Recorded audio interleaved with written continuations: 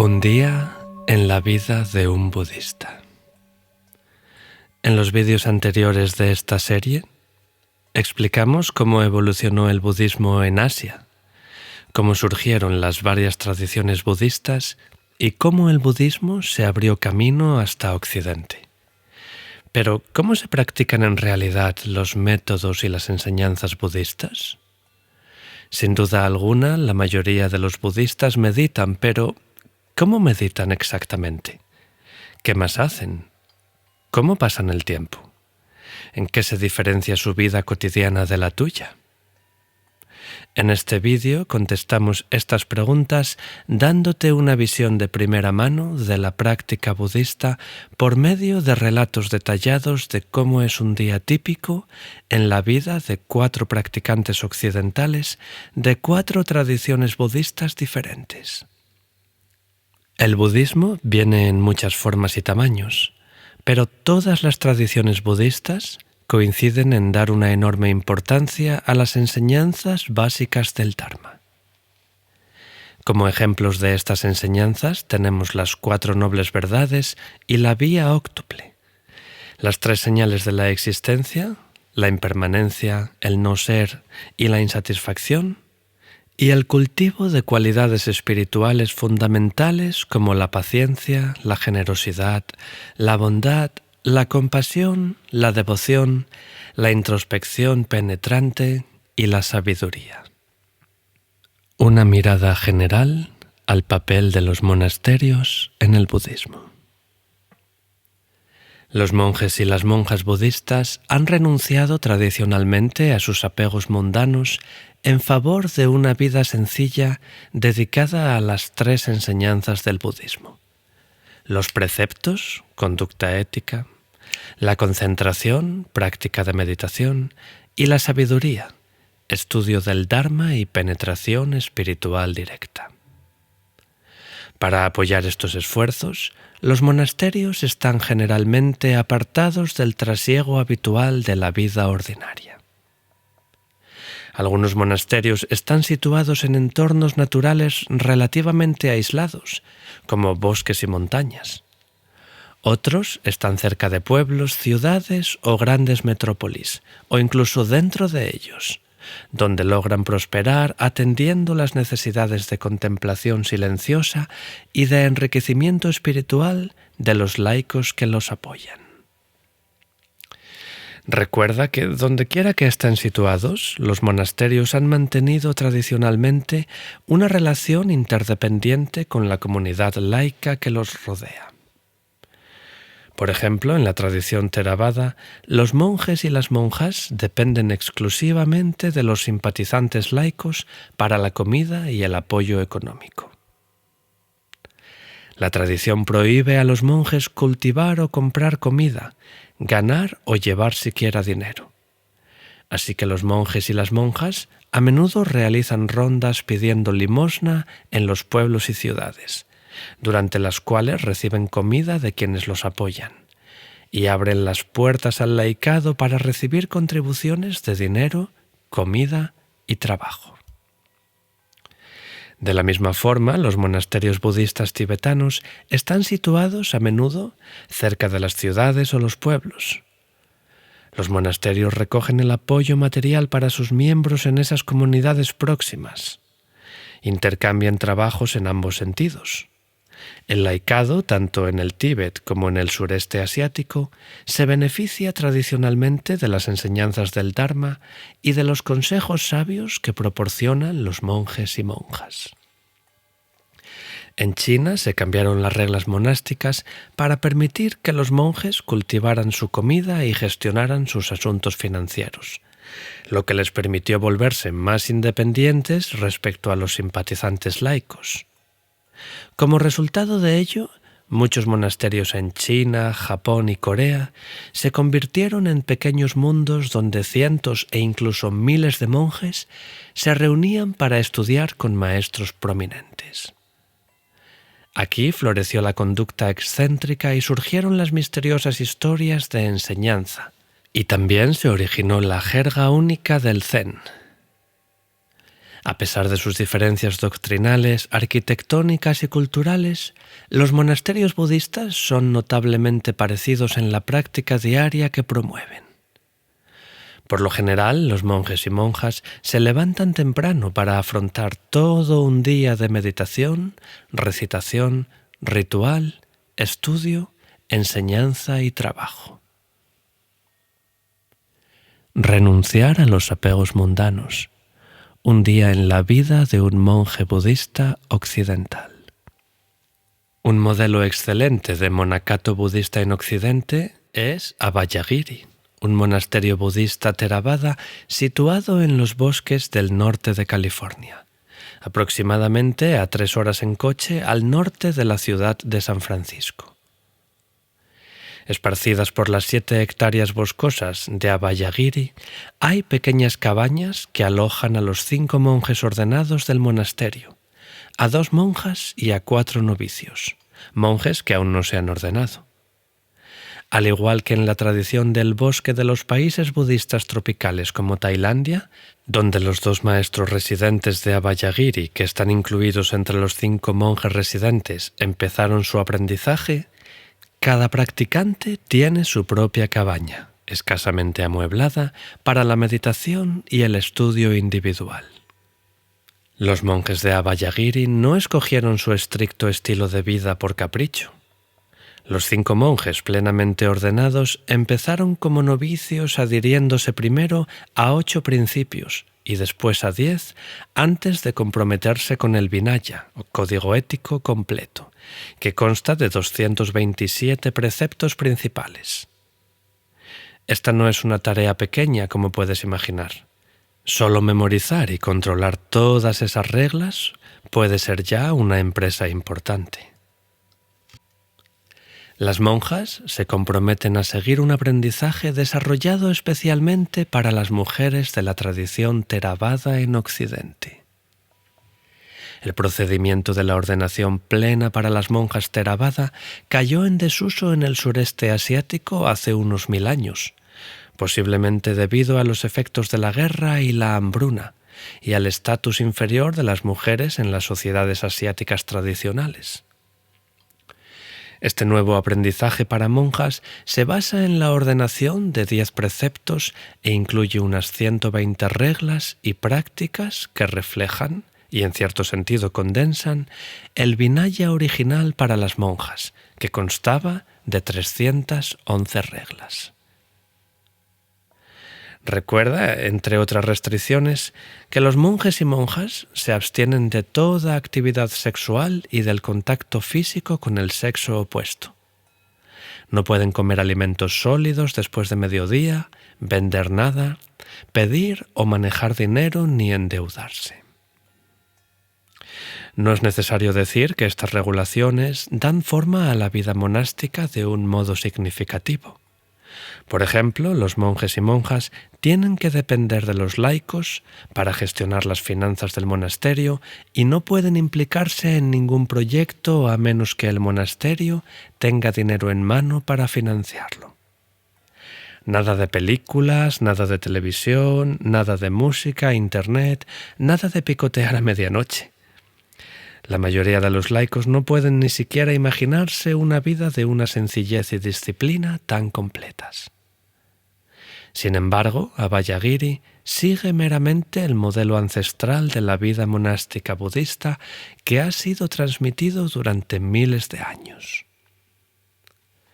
Aunque Abhayagiri es un monasterio dedicado a la búsqueda espiritual de sus monjes y monjas, los laicos entran y salen regularmente para ofrecer comida, participar en la práctica, renovar sus preceptos y sus votos de refugio y recibir enseñanzas de los instructores residentes.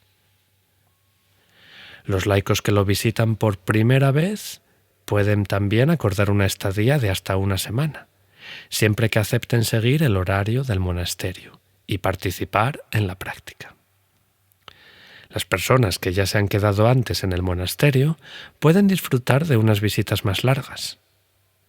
Puesto que el monasterio no es muy antiguo, fue fundado en 1996, las habitaciones son bastante limitadas, Por ello, la mayoría de los visitantes se llevan sus propias tiendas de campaña.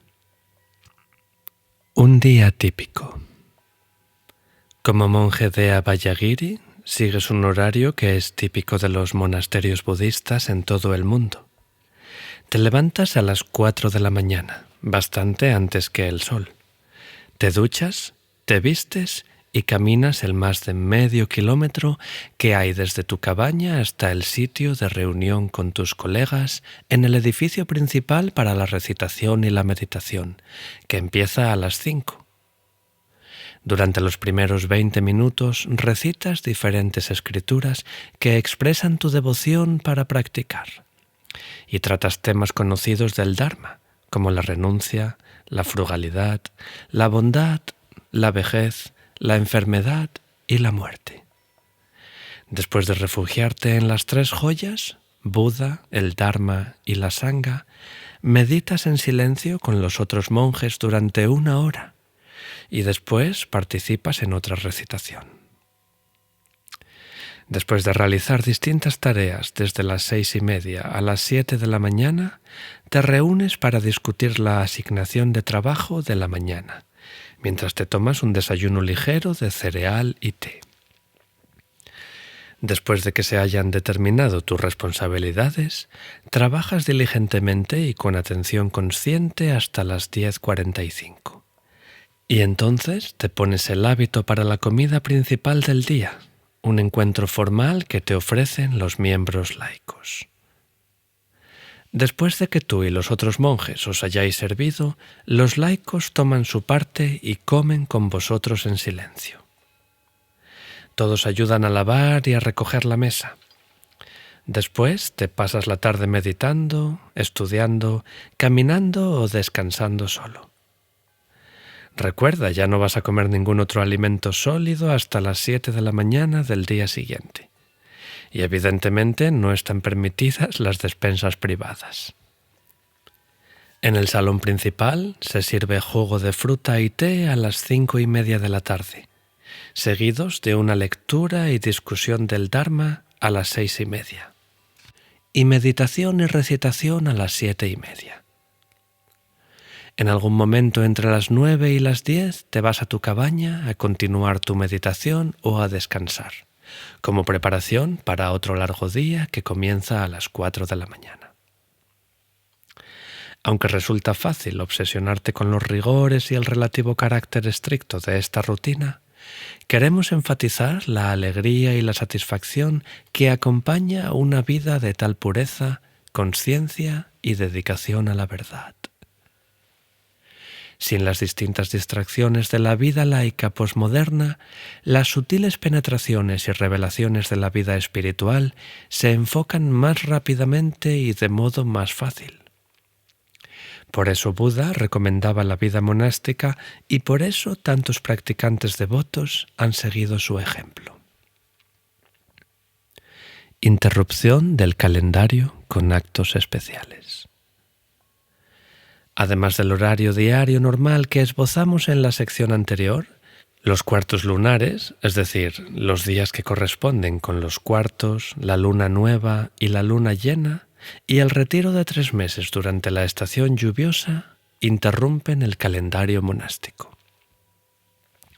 En los cuartos lunares, más o menos cada semana, se observa una especie de sábat.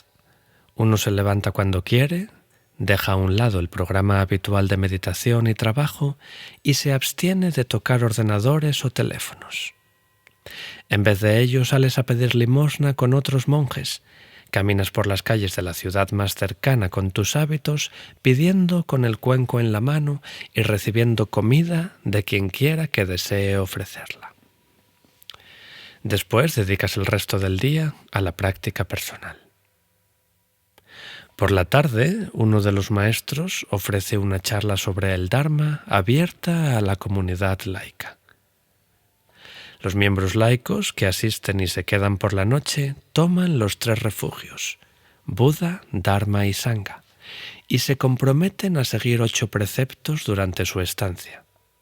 Los 5 preceptos habituales para los laicos, con el celibato monástico en lugar del precepto acostumbrado que rige la conducta sexual laica, más 3 preceptos con un toque de renuncia: no comer por la tarde, no entretenerse en el arreglo personal y no dormir en una cama lujosa, entendido también como no darse gusto excesivo en el sueño.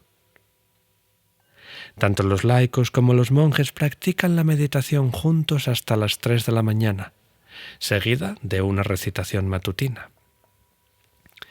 El resto del día no tiene absolutamente ninguna programación y los monjes lo utilizan a menudo para recuperar el sueño.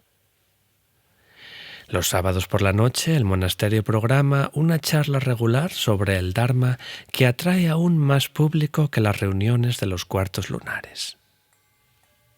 El punto culminante del año en Navayagiri se produce al principio del año, cuando empieza el retiro de 3 meses por la época de lluvias.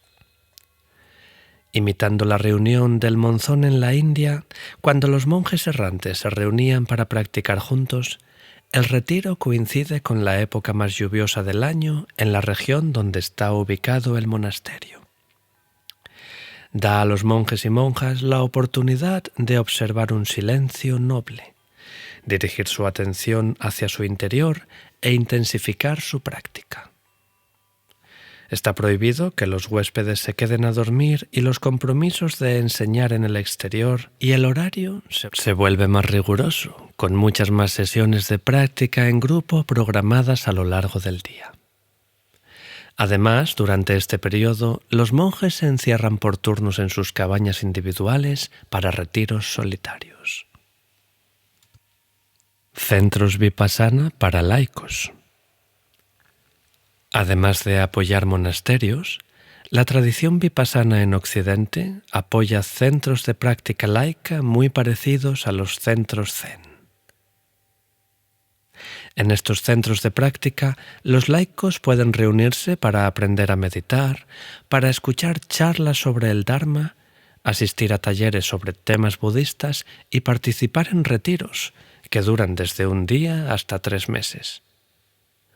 Utilizando el término vipassana, introspección, más que theravada, los maestros occidentales, algunos de los cuales han realizado su aprendizaje en Asia, dirigen estos centros que pueden estar estrechamente relacionados con monasterios cercanos.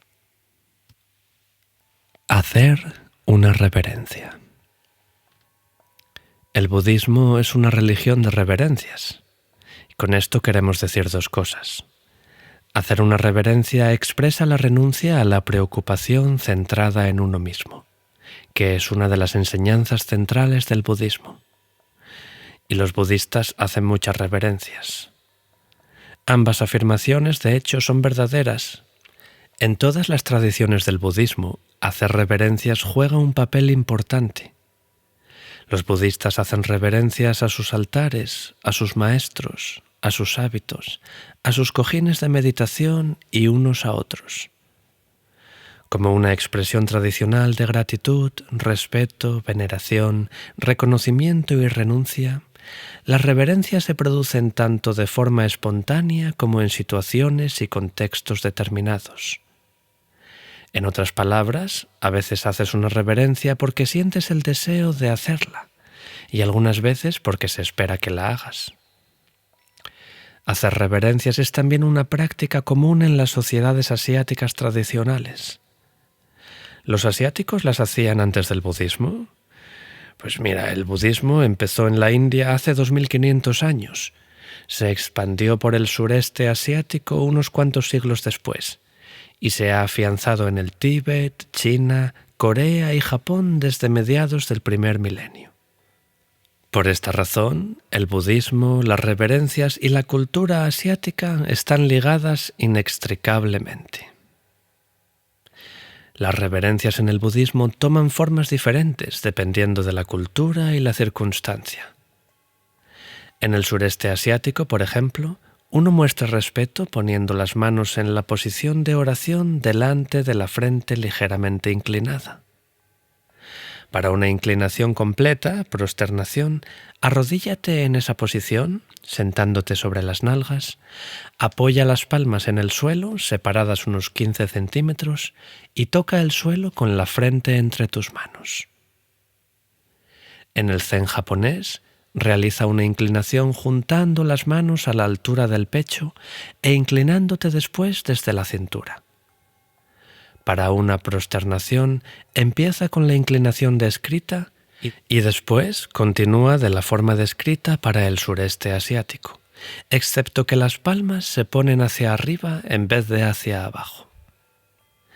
En el budismo tibetano muestra respeto tocando la frente, la garganta y el corazón con las manos unidas, lo que indica la dedicación del cuerpo, el habla y la mente, y realizando una prosternación completa, más o menos, y extendiendo entonces la prosternación del Zen hasta que esté tendido boca abajo sobre el suelo.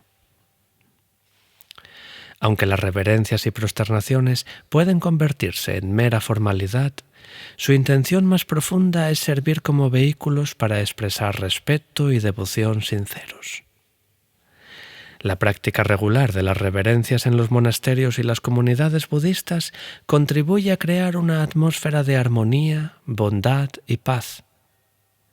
Como occidental acostumbrado a no inclinarte ante nadie, al principio esta práctica puede costarte un poco, pero puede que pronto descubras que fomenta una flexibilidad y una apertura de mente y de corazón que hace sentirse bien interiormente. Y es budista hasta el fondo. En todo caso, recuerda solamente, a donde quiera que te dirijas, simplemente te estás inclinando ante ti mismo. Cultivar un loto en el barro. Un día en la vida de un practicante zen. Al igual que los monasterios, los centros zen ofrecen un horario diario de meditación, ritual y trabajo, combinados con conferencias regulares y grupos de estudio. Pero de manera diferente a lo que ocurre en sus homólogos monásticos, en los centros adaptan el enfoque a las necesidades de los ajetreados practicantes laicos que deben equilibrar las exigencias de la vida familiar, la profesión y otras obligaciones mundanas con su compromiso espiritual. Aunque los templos zen en Japón y Corea tienen grupos laicos de meditación, no ha surgido en Asia nada parecido al centro zen. La razón es muy sencilla.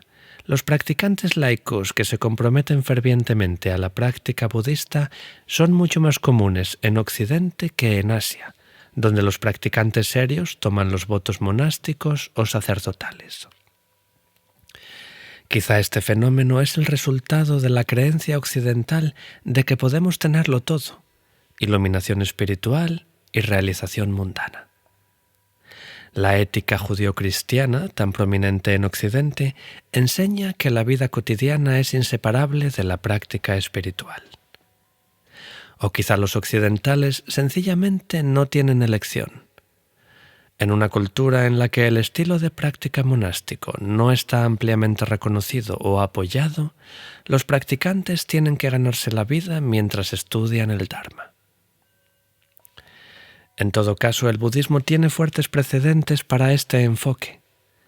La tradición mahayana, de la que forma parte el Zen, considera iguales en su capacidad para lograr la iluminación a los miembros laicos y monásticos. Y la tradición Zen en particular siempre ha enfatizado la importancia de practicar en medio de las actividades más mundanas, como lavar los platos, conducir el coche y cuidar a los niños. La tradición mahayana expresa la idea de este modo. Al igual que la flor más hermosa, el loto crece en agua cenagosa. Así el practicante puede encontrar claridad y compasión en el torbellino de la vida cotidiana. Aunque los centros zen forman el núcleo espiritual de sus respectivas comunidades, los miembros continúan su práctica a lo largo del día aplicando una conciencia meditativa a cada actividad. La actividad típica diaria. En el centro de práctica zen está el zazen, literalmente meditación sentado. Una forma de meditación silenciosa que se considera al mismo tiempo un método para alcanzar la iluminación y una expresión de tu naturaleza de Buda ya iluminada.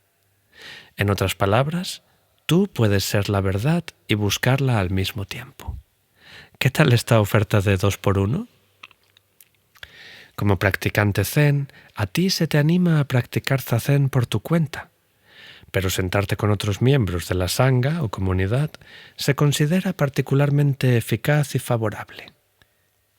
Se considera a la Sangha una de las 3 joyas del budismo, junto con Buda y el Dharma. Así pues, la mayor parte de los centros Zen ofrecen meditación diaria en grupo, habitualmente por la mañana temprano, antes de ir a trabajar, y por la tarde después del trabajo. Dependiendo del tiempo del que dispongas y del horario del centro de tu localidad, puedes pasar entre 1 y 3 horas practicando Zen con los demás.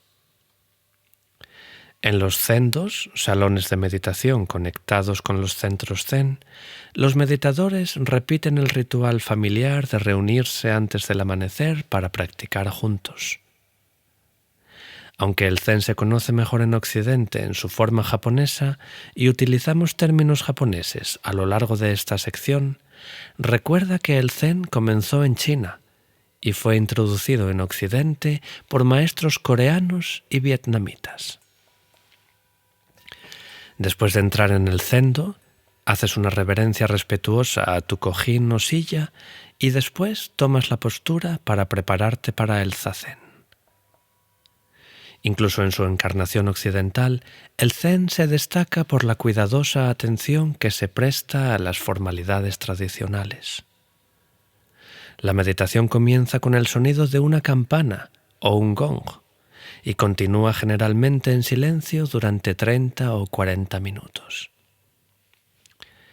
Dependiendo de la escuela de Zen a la que pertenezcas y de la madurez de tu práctica, puedes pasar el tiempo siguiendo tus respiraciones, solo sentado, una técnica más avanzada que implica atención consciente en el presente sin un objeto particular que centrarse, o tratando de resolver un koan, una enigmática historia didáctica. Cualquiera que sea tu técnica, es recomendable que te sientes con la columna vertebral erguida y con atención total.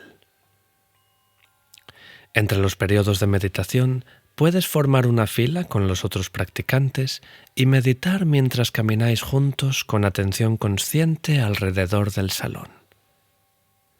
Después de 1 o 2 sentadas, se recita generalmente una versión de los 4 votos del Bodhisattva. Los seres sensibles, conscientes, son innumerables. Prometo salvarlos.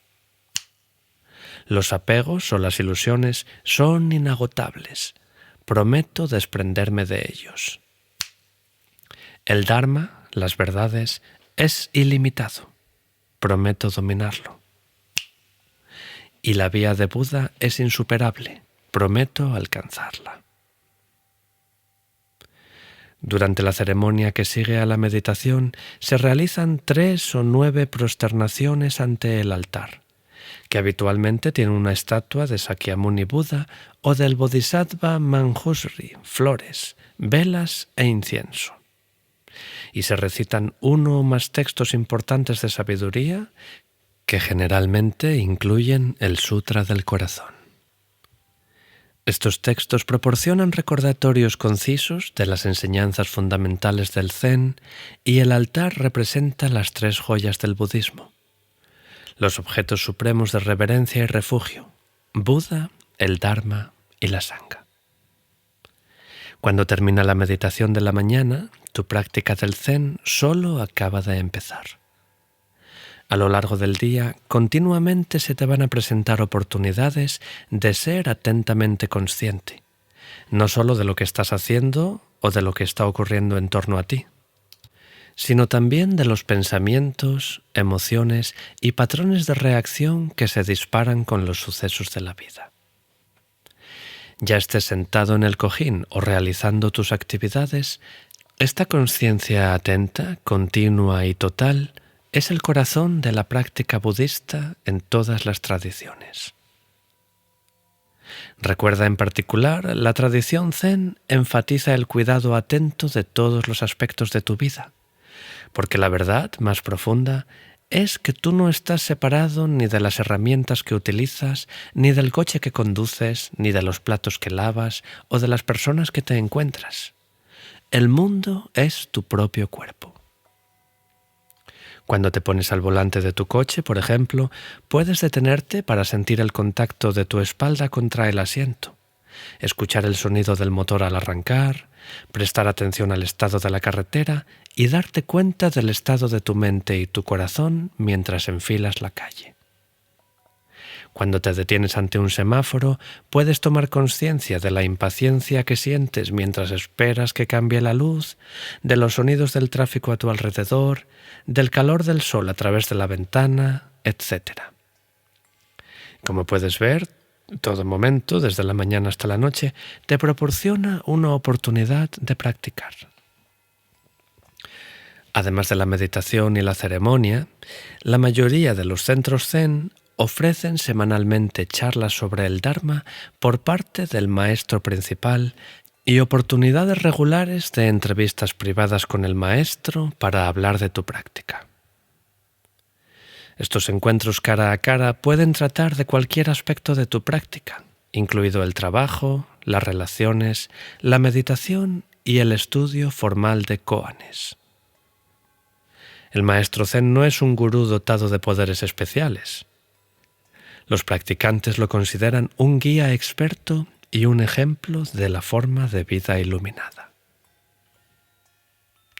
Si eres un verdadero practicante Zen, pero no puedes practicar en el centro porque estás enfermo, porque vives demasiado lejos o porque no puedes organizar tu calendario para incluir la práctica en él, puedes seguir por tu cuenta una versión de este horario diario sentándote por la mañana y luego otra vez, si es posible, por la noche. Después, para energizar y profundizar tu práctica, puedes proponerte asistir a uno o más retiros intensivos al año. Retiros de silencio.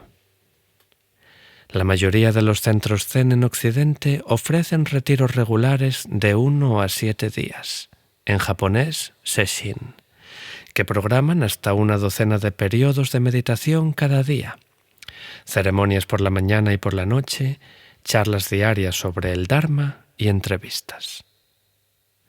El Zen coreano también ofrece retiros dedicados principalmente a recitar y prosternarse.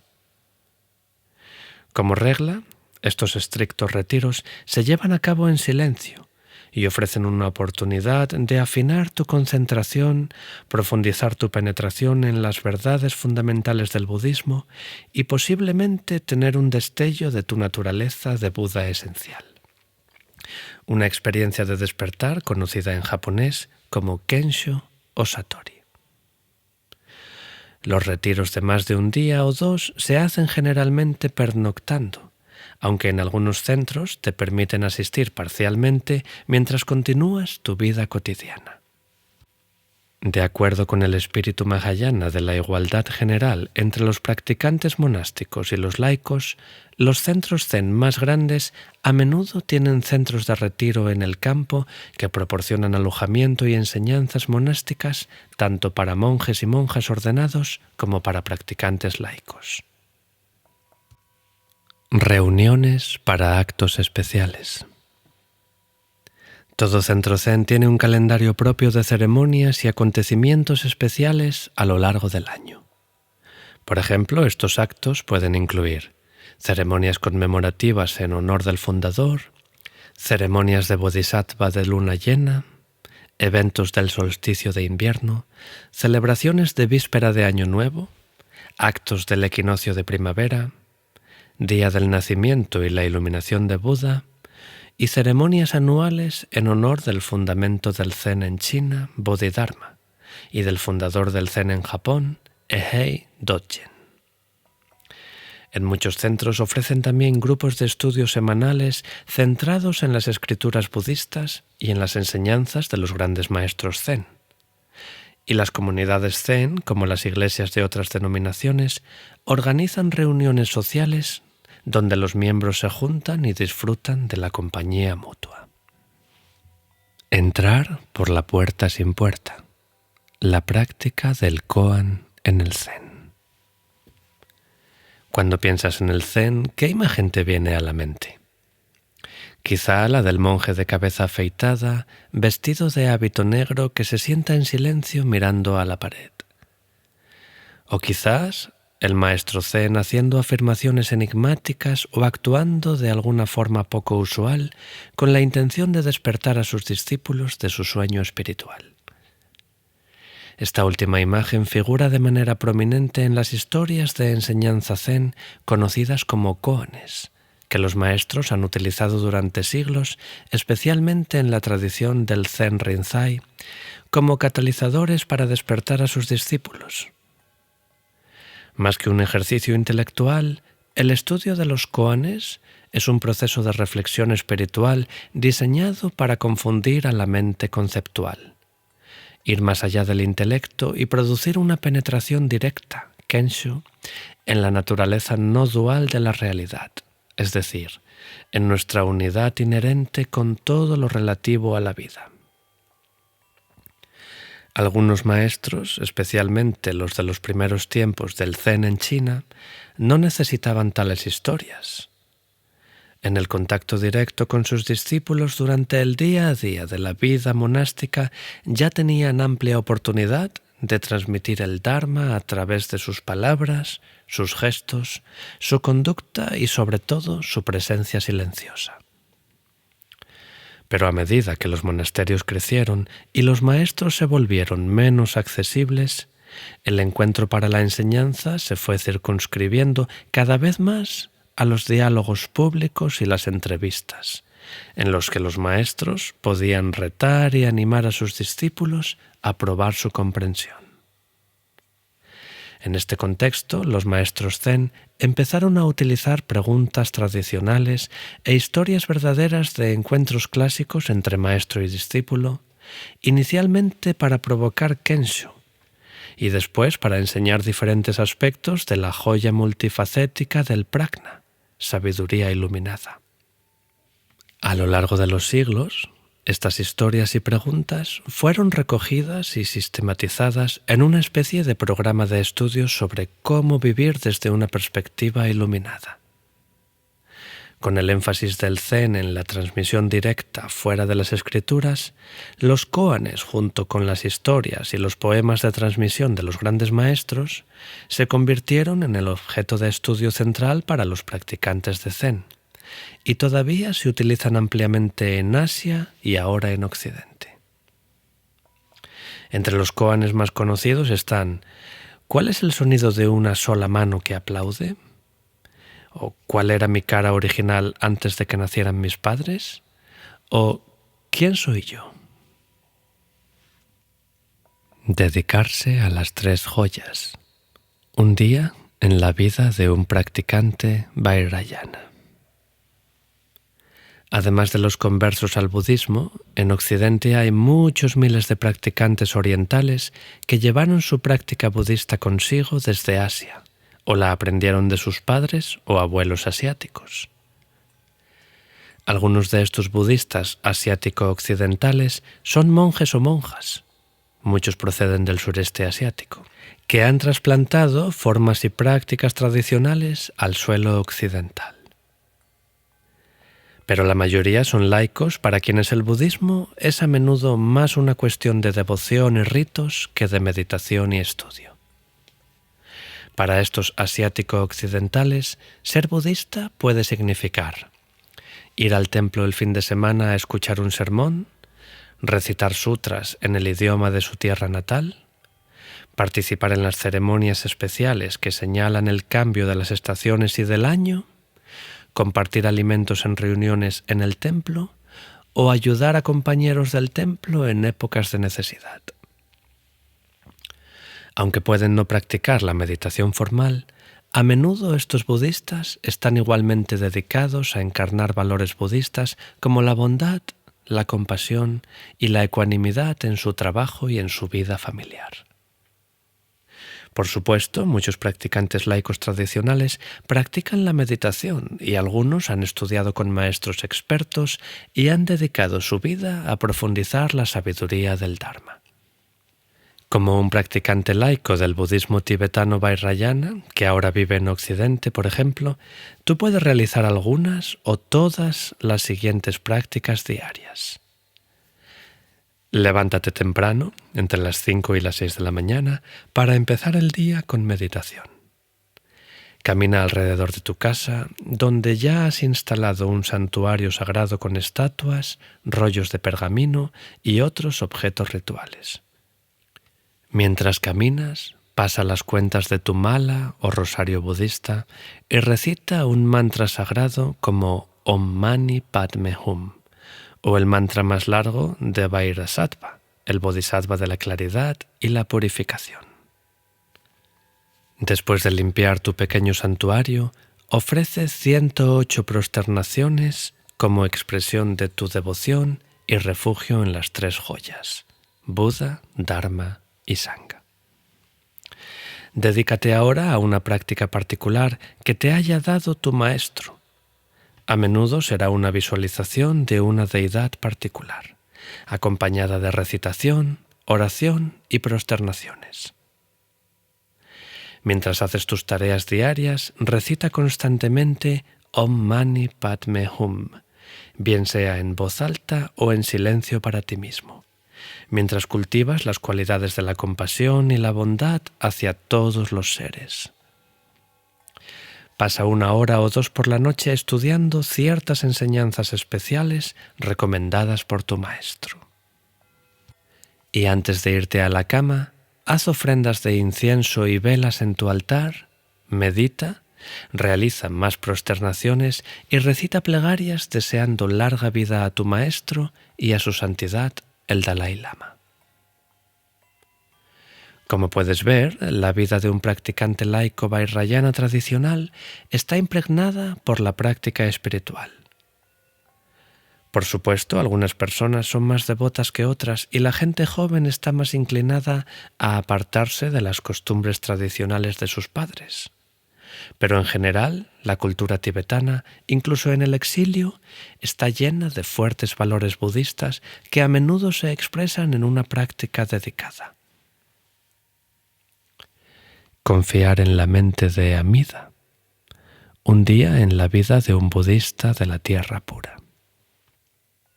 Al contrario que la mayoría de las otras formas del budismo, que recomiendan prácticas espirituales, particularmente la meditación, como medio de iluminación, el Hodo Shinshu, una forma popular del budismo japonés de la tierra pura, cuyo nombre significa la verdadera esencia de la vía de la tierra pura, enseña a sus seguidores a no confiar en su práctica personal. En vez de ello, el Hodo Shinshu instruye a los practicantes para que confíen en la gran práctica del mismo Amida Buda, que hizo voto de guiar a todos los seres a la iluminación. Como seguidor del Hodo Shinshu, se te enseña que la entrada en la tierra pura, que es más un estado de mente que un reino futuro, se produce a través de otro poder, es decir, el poder de lo que Amida Buda ya ha logrado, más que a través de lo que tú puedes intentar hacer. El Hodo Shinshu entiende que Amida, o Amitabha en sánscrito, es una expresión de la unidad infinita, sin forma, dadora de vida, que por su profunda compasión tomó forma para establecer la tierra pura y guiar a los seres a la naturaleza búdica. Shinran, el japonés del siglo XIII fundador de esta tradición, recomendaba ciertas prácticas como escuchar el Dharma, escuchar sermones, leer escrituras y comentarios contemporáneos, interiorizar los principios budistas básicos y aprender a confiarse a la mente de Amida más que a tu propio esfuerzo y punto de vista limitados. Pero el objeto de estas prácticas no es eliminar la negatividad y purificar la mente, como en otras tradiciones budistas. tú practicas para darte cuenta de que en este momento ya estás nadando en un océano de pureza y de compasión. El mismo Shinran dejó la vida monástica para casarse y formar una familia, porque sentía que era extremadamente importante hacer las enseñanzas budistas más accesibles a los laicos. Siguiendo este espíritu, el Hodo Shinshu enfatiza que la vida cotidiana en el contexto de la familia y los amigos es el escenario perfecto para la práctica espiritual. Como resultado de ello, los seguidores del Hodo Shinshu llevan una vida ordinaria que difiere poco de la vida de los no budistas, excepto en que intentan poner en práctica principios budistas básicos como la paciencia, la generosidad, la bondad y la ecuanimidad. Se levantan y van a trabajar, hacen la comida y ayudan a sus hijos con los deberes de matemáticas como todo el mundo. Sin técnicas señaladas, la práctica se convierte en una cuestión de actitud más que de actividad. Al mismo tiempo, los seguidores del Hodo Shinshu pueden implicarse en cualquier práctica budista tradicional, como la meditación o el Nembutsu, recitación del mantra Namu Amida Butsu, homenaje a Amida Buda, siempre que lo hagan como una expresión de su gratitud por el don de la gracia de Amida, no como un medio de iluminación. Los domingos por la mañana, generalmente, los seguidores se reúnen en el templo de su localidad a escuchar una charla de Dharma mientras sus hijos asisten a la versión budista de la catequesis, un sermón corto seguido de una clase de 1 hora sobre los valores budistas. Si están muy motivados, los miembros adultos pueden participar en una discusión o en un grupo de estudio centrado en temas del Hodo Shinshu. Las fiestas de estación también reúnen a la comunidad para celebrar ocasiones especiales como el nacimiento de Buda, los días de iluminación, los equinoccios de primavera y otoño y una ceremonia de verano en honor a los espíritus de los ancestros difuntos. Para muchos practicantes, el templo, como la iglesia o la sinagoga, es el punto central de la vida social y comunitaria. Los templos ofrecen a menudo clases de artes marciales, talleres florales, de tambor taiko y de japonés, que enseñan principios budistas y valores de la cultura japonesa. Si te gusta lo que escuchas, considera suscribirte al canal y darle a me gusta para ayudarnos a seguir compartiendo contenido.